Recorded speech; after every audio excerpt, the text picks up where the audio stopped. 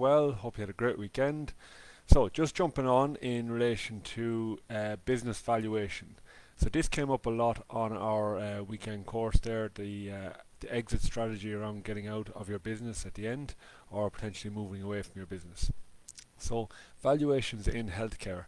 I suppose they're very dependent on what someone is willing to pay for it, really. Some people will say, oh, a business is valued at 3 to 5 times the annual profit based on a 3 year period. So, for example, if you're looking at you have profit of 10k in a business and you've done that for the last 3 years, your business is valued at between 30 and 50,000. There's a lot of variables in relation to that equation, and unfortunately, some sellers think, well, I've made profit for the last 10 years, therefore my business is worth a lot more than what they think it's worth, and because it's centered around them. So that was one of the big key things around discussion last week.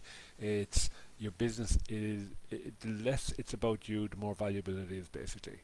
So the 5 things we want to talk about just in relation to valuation, and they're going to be in the blog in the link below. So have a look.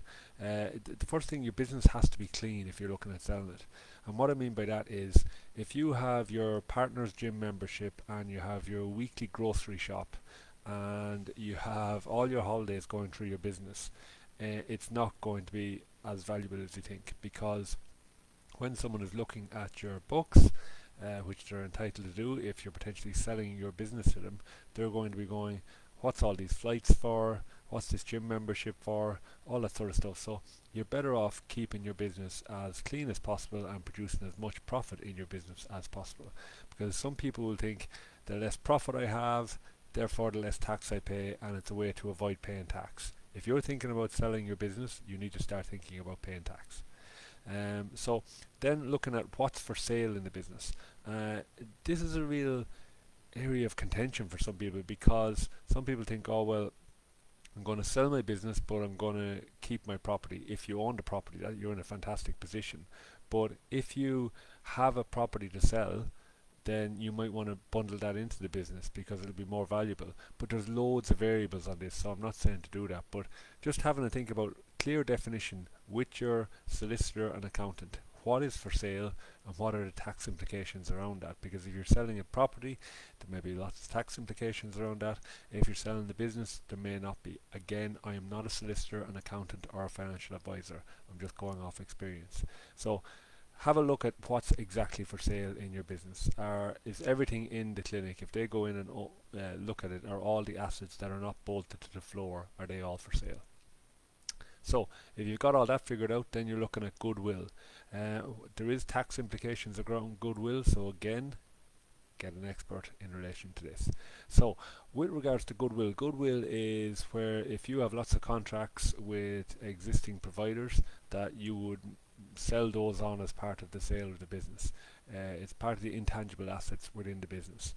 So again, speak to your accountant around that one, but it's an interesting factor in relation to valuation and tax implications for business sale. So the equipment then.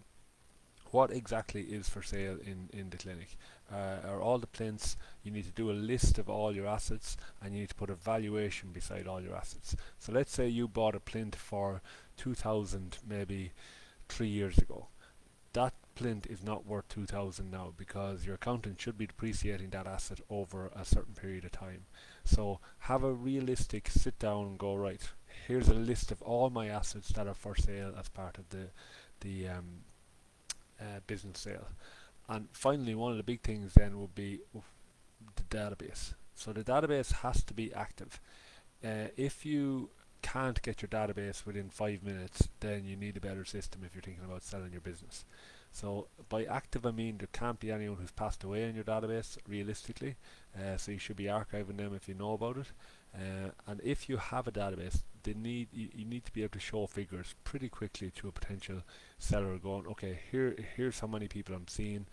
And if you're a buyer, you need to be looking and going, asking the questions, well, is it active? If it's not active, then I'm just buying a load of paper or just a load of names.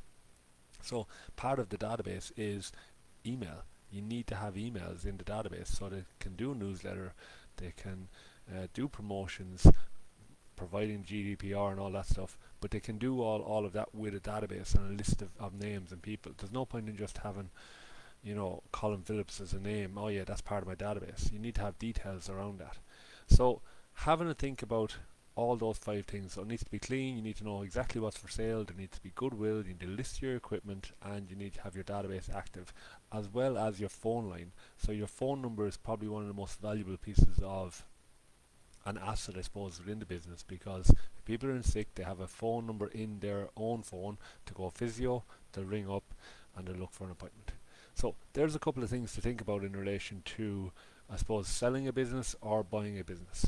If you are thinking about doing that and you want some help, please reach out to us. It's colin@practicenav.ie, and we can go from there, or check out our website, practicenav.ie. Lots of blogs on there, and yeah, we hope to help you out. Any questions, comments, pop them in the link below, and yeah, enjoy the week. Cheers.